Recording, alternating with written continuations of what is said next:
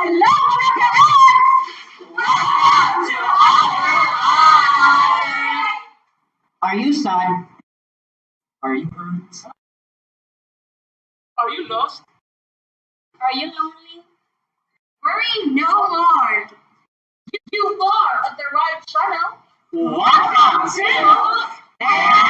Excuses!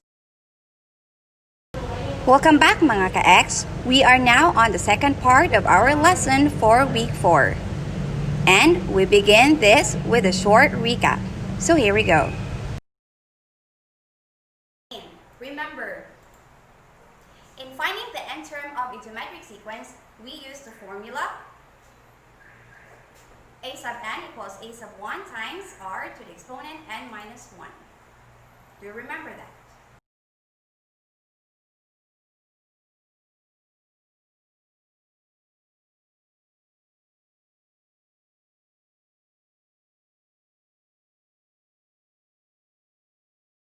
For this activity, we are going to find the missing terms. Please help me insert the indicated terms of the given items below. For number 1, we are going to insert 3 terms between 2 and 512 of a geometric sequence.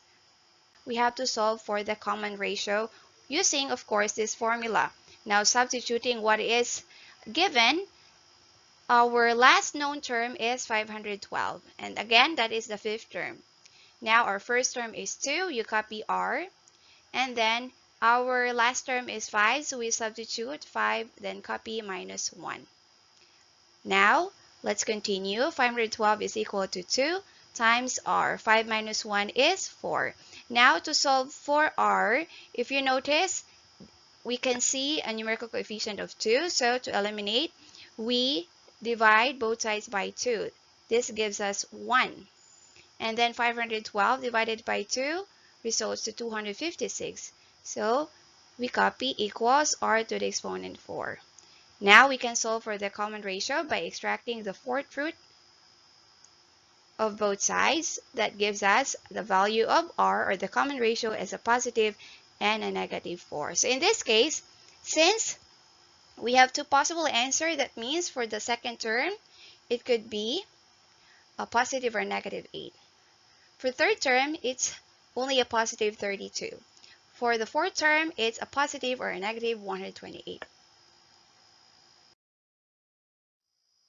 Moving on to the 5th item. For the third and the fourth examples, you can study that on the given module. Now here, let me start. We are going to insert 3 terms between negative 2/3 and negative 1/24 of a geometric sequence. So, now, let's solve for the common ratio. Let's substitute. Negative 1/24 equals, the first term is negative 2/3.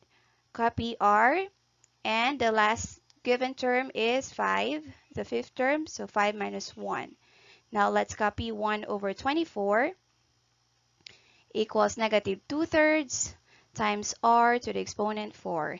Now, to eliminate negative 2/3 on the right side, or to isolate the common ratio, let's multiply both sides by a negative 3/2, the reciprocal of the numerical coefficient beside the common ratio. So this becomes 1. That means we have r to the exponent 4 on the right side. And let's do the operation here.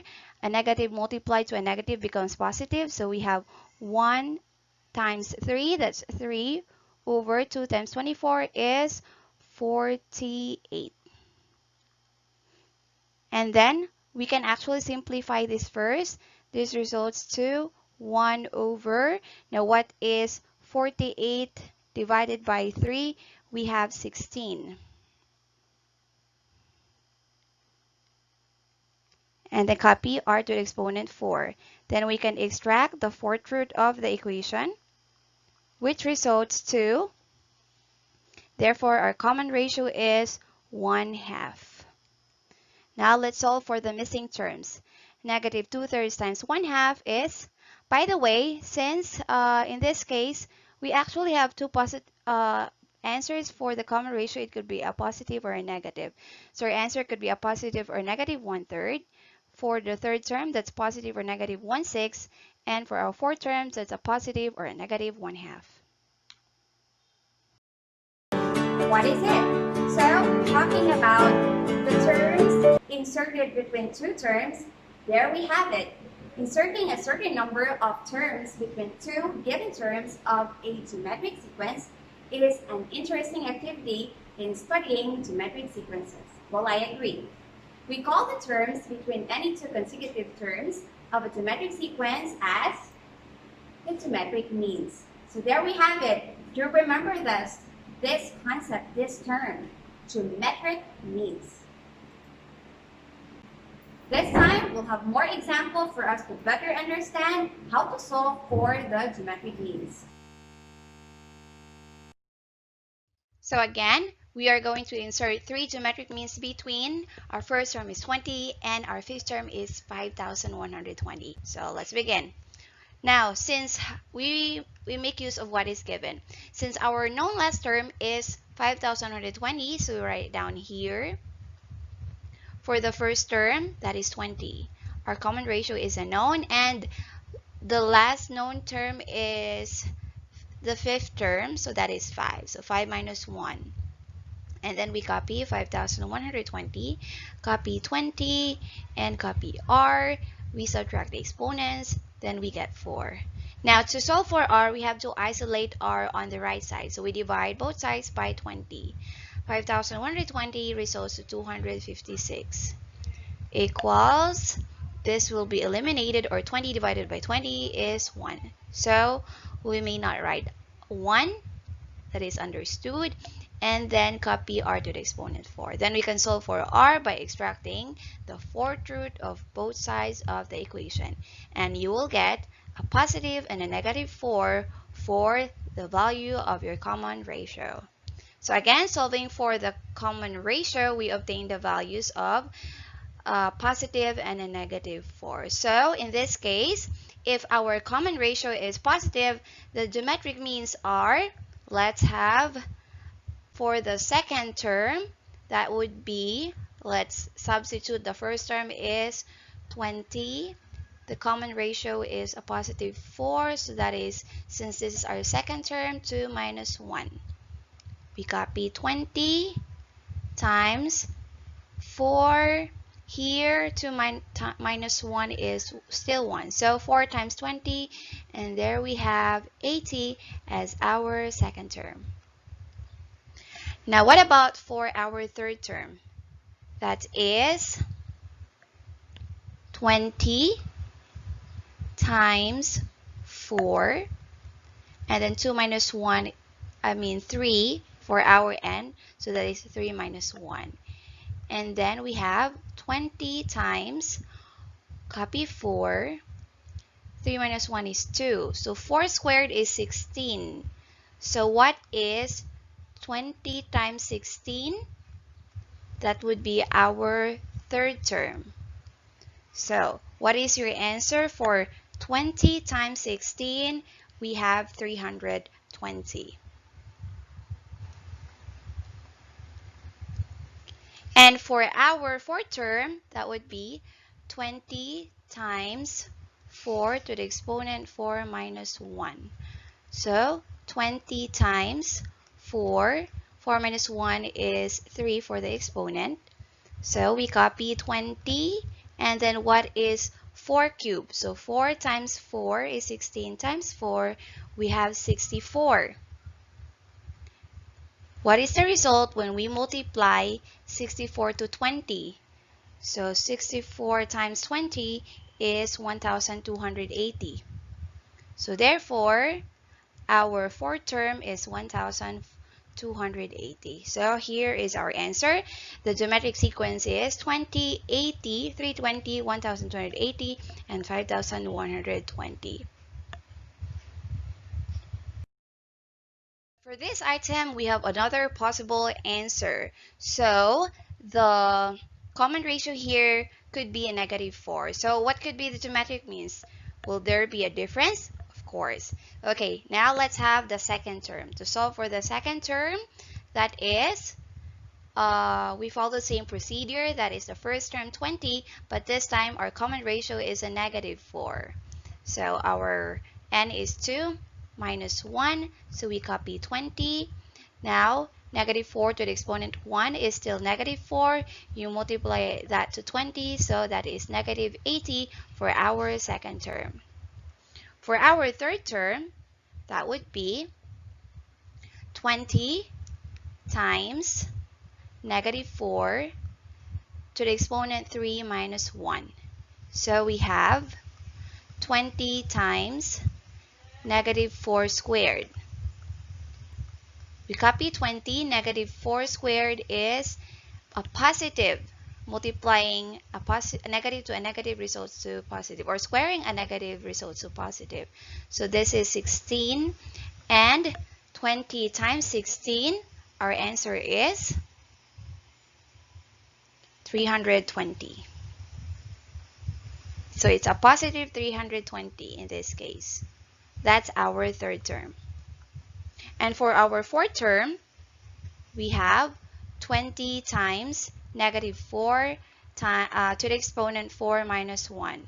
So that is 20 times -4 to the exponent 3, or -4 cubed. You copy 20, -4 cubed.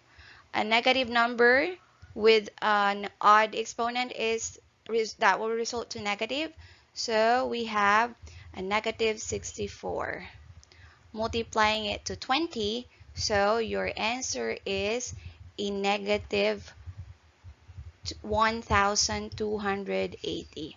So that is our fourth term in this case. So the geometric means, if our r is -4, would be a -80, it's a positive 320, and then for the fourth term, it's -1280. So in this case, therefore, the geometric mean sequence here is 20, -80, positive 320, -1280, and positive 5120. So we're done on our first example. I hope that you have understood this solution for the first item. To solve for our second example, remember, our first term is unknown. The geometric means is 27, and the third term is 9. So in this case, let our third term as 9, and the common ratio here. So we have our second and the third term, so we can identify or solve for the common ratio. In this case, we have the third term divided by the first term. So 9 over 27, or simplifying answer, that results to 1/3.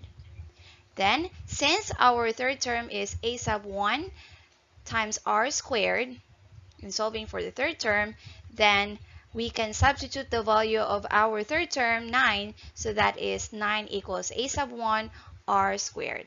So here, our common ratio is known, so let's proceed to solving. Let me show you. Here, that is, let me copy 9 equals, our first term is unknown, then the common ratio is 1/3. Then you copy the exponent 2, or that is 1/3 squared. So again, that is 9.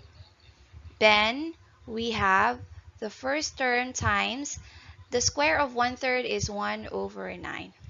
Now, to eliminate 9 in the right side, to isolate the first term so that we can solve this, we can multiply both sides by 9. So that results to 9 times 9 equals 81. And then 1 times 9 is 9 divided by 9, or this will just result to 1. So we have now our first term. Or we can also write in this manner, our first term is 81. So there we have it for our second example. Therefore, our first term, the missing first term here, should be 81.